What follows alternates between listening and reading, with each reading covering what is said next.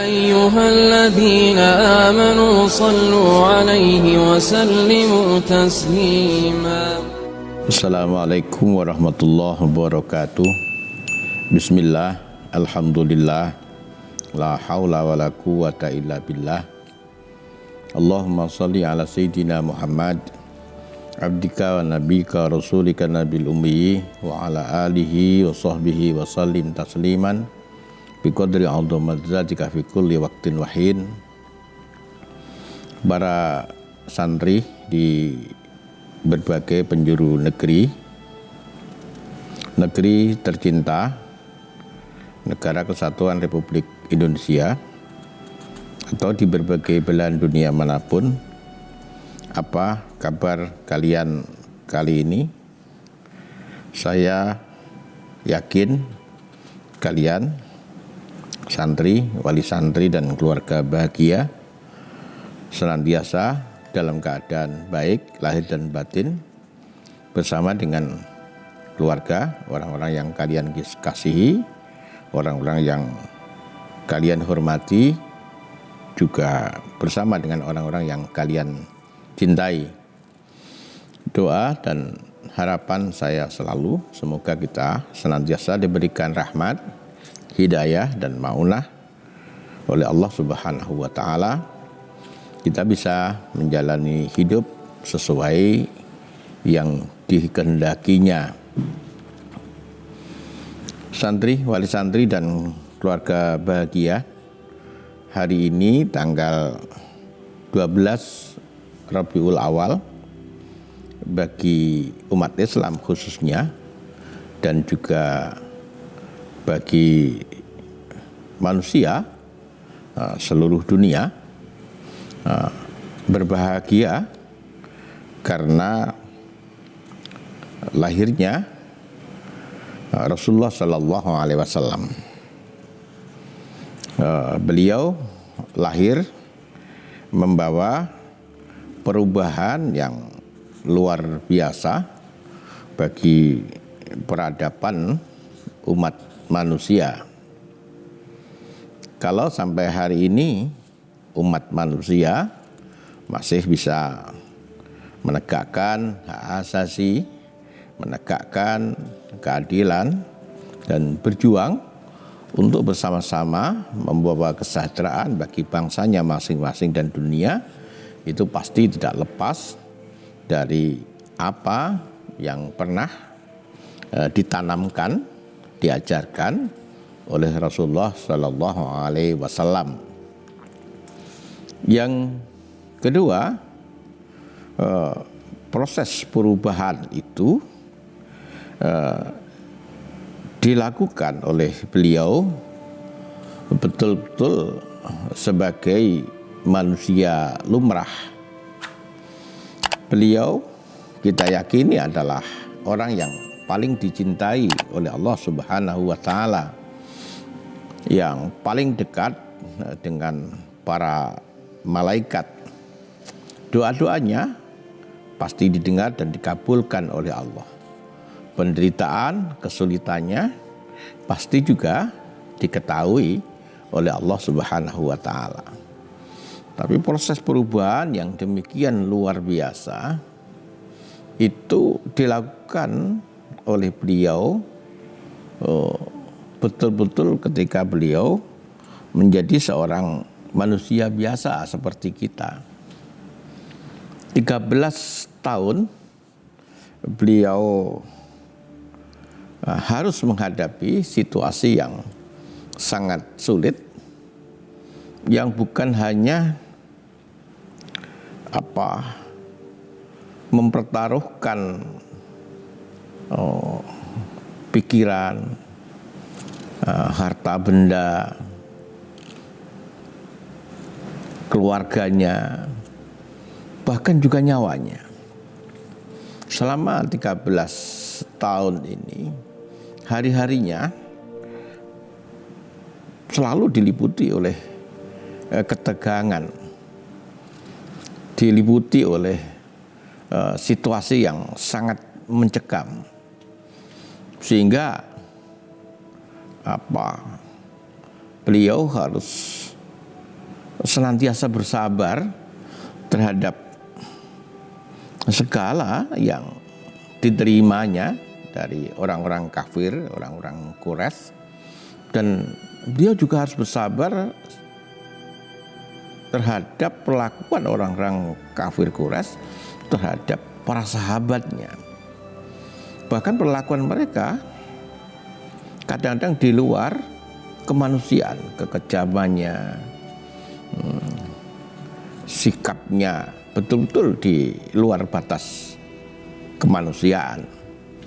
Nah, ini yang perlu kita sadari. Kita berikan garis merah, kita berikan garis bawah terhadap sejarah ini, bahwa proses itu demikian penting sehingga keberhasilan Rasulullah, sehingga ditentukan bahwa Rasulullah adalah orang yang paling berhasil sepanjang sejarah umat manusia, itu pun harus dilewati dengan sebuah proses yang panjang dan betul-betul menguras kemampuan mental, menguras daya tahan dan seterusnya.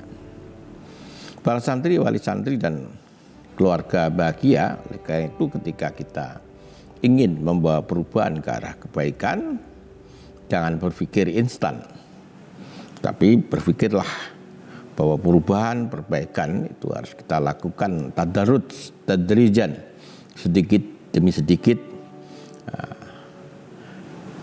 memerlukan waktu sehingga perubahan itu berjalan dengan alami, dan kita sendiri bisa menyiapkan diri, karena banyak orang yang berhasil ketika situasi sulit. Dia bisa menjadi orang yang sabar, dia memiliki daya tahan, dia qanaah, dia konsisten. Tapi ketika berhasil, justru dia gagal. Dia gagal mempertahankan idealisme, larut di dalam keberhasilan, larut di dalam perebutan kekuasaan, perebutan harta benda, dan terjatuh dalam perilaku keduniaan, hubbud dunya, hedonisme, dan seterusnya. Dia berhasil dalam kesulitan, tapi gagal di dalam keberhasilan. Maka proses untuk menjalani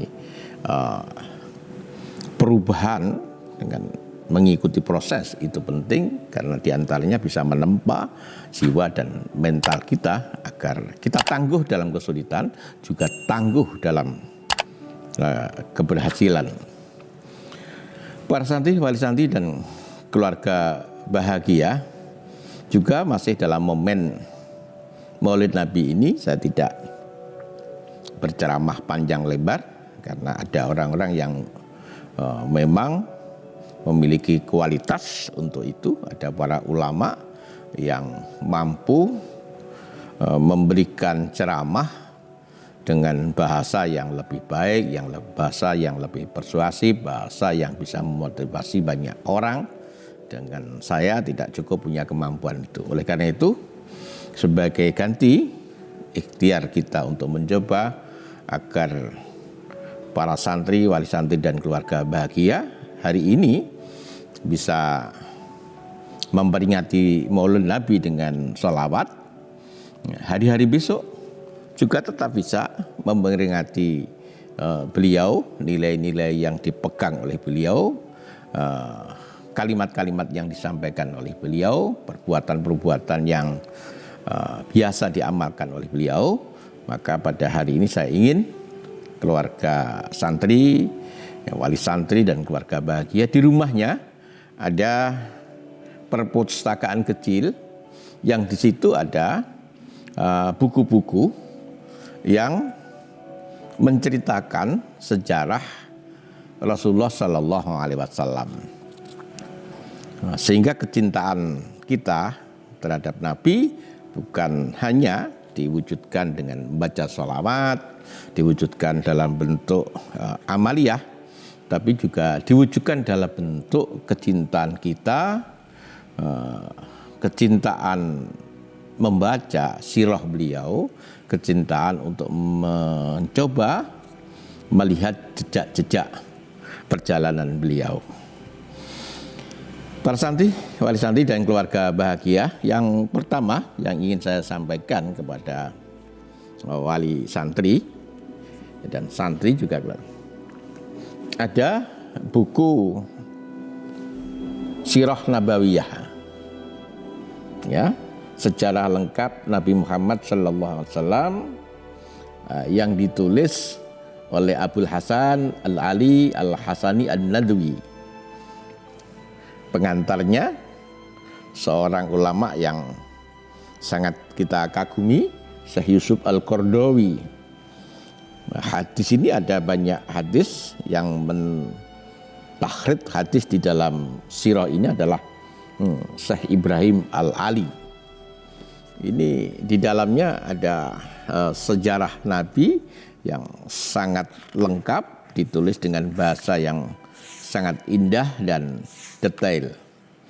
Maka kalau di rumah santri, wali santri ada buku ini, akan sangat baik, bisa dipakai untuk bacaan di waktu senggang dalam rangka menumbuhkan pengetahuan dan kecintaan terhadap Rasulullah Sallallahu Alaihi Wasallam.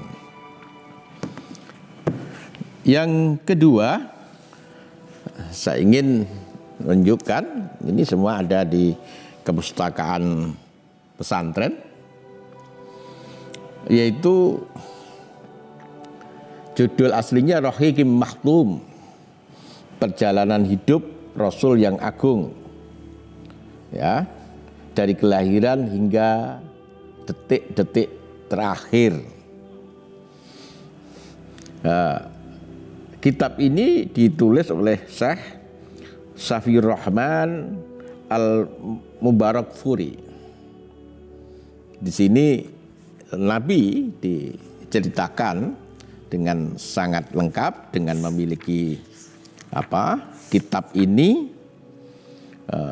para santri, wali santri akan bisa mengetahui lebih lengkap bagaimana proses beliau dari mulai lahir sampai beliau wafat, dan bagaimana proses beliau menjelang wafat dan proses penggantian dari beliau kepada para khalifahnya dan seterusnya. Juga di dalam kitab ini, para santri, wali santri juga akan mengetahui tentang keindahan fisik Nabi, juga kesempurnaan jiwanya dan kemuliaan akhlaknya. Yang ketiga, saya ingin memperkenalkan juga Fiqhus Sirah. Buku ini ditulis oleh ulama kenamaan Syria, yaitu Syekh Buti. Syekh Buti. Kita tahu Syekh Buti ini adalah seorang ulama modern yang kalimat-kalimatnya persuasif, yang muncul dari lisan beliau selalu kalimat yang indah. Demikian juga ketika beliau menulis tentang Sirah Nabawi, kalimat-kalimatnya sangat indah, sehingga perjalanan Nabi yang sudah indah itu menjadi lebih indah ketika ditulis oleh beliau. Seorang dokter pakar hadis ketika membaca buku ini, dia mengatakan, saya sudah 3 kali mengkaji buku ini langsung dengan penulis, langsung dari penulis buku. Ini adalah buku sirah terbaik di antara buku sirah yang lain, kata beliau. Nah, ini untuk membuktikannya, santri, wali santri perlu menambah koleksinya untuk perpustakaan keluarga di rumah dalam rangka menumbuhkan kecintaan kita, kecintaan putra-putri kita terhadap Rasulullah Sallallahu Alaihi Wasallam. Yang selanjutnya saya ingin juga mengenalkan satu buku untuk koleksi perpustakaan di rumah. Bukunya judulnya Fiqhus Sirah, menghayati perjalanan hidup Nabi. Ini ditulis oleh seorang ulama, Syekh Muhammad Al-Ghazali. Ini bukan Al-Ghazali penulis kitab Bidayatul Hidayah atau Ihya Ulumuddin, tapi Al-Ghazali yang termasuk ulama kontemporer. Syekh Al-Ghazali ini adalah ulama yang modern, ya, ulama yang modern, bahasanya juga indah, persuasif, bisa membangkitkan minat kita untuk terus membaca. Nah, di dalam kitab sirah ini ya, kita juga akan mendapatkan cerita tentang Rasulullah Shallallahu Alaihi Wasallam sebagai pribadi, sebagai bagian masyarakat, sebagai bagian umat Islam, dan beliau bagaimana memerankan diri sebagai kepala rumah tangga, memerankan diri sebagai pemimpin umat, pemimpin politik, pemimpin pasukan, dan seterusnya. Dari awal beliau lahir dan dipungkasi dengan kembalinya beliau ke pangkuan ilahi, kekasih tertinggi. Dan juga ingin saya perkenalkan kepada santri dan wali santri dalam rangka memperingati Maulid Nabi Sallallahu Alaihi Wasallam. Kalau tadi sudah saya cukup perkenalkan buku-buku sirah yang ditulis oleh ulama-ulama dunia, ulama-ulama tepatnya ulama-ulama dari luar, maka kita juga perlu mengenalkan kepada para santri, kita juga punya ulama yang tidak kalah kualitas keilmuannya. Beliau adalah seorang habib, juga seorang profesor, doktor, dan doktor ini diraih di Al-Azhar. Saya kira tidak perlu diragukan, dan ulama ini juga menimbulkan kebanggaan kita semua karena beliau adalah ulama kita. Judul kitabnya adalah Membaca Sirah Nabi Muhammad sallallahu alaihi wasallam dalam sorotan Al-Quran dan hadis-hadis yang sahih. Beliau mencoba membaca sirah Nabi dalam perspektif Al-Quran dan hadis-hadis yang sahih. Sehingga dengan sirah yang lain ada sedikit mungkin karena sudut pandang yang berbeda, tapi dengan ini akan bisa melengkapi buku-buku sirah yang ada, sekaligus kita bisa membaca bagaimana sih ulama Indonesia menulis tentang sirah Nabi yang kualitasnya sejajar dengan tulisan ulama-ulama dari berbagai negeri Islam, ulama-ulama dari masa lampau, dan itu ditulis oleh M. Quraish Shihab.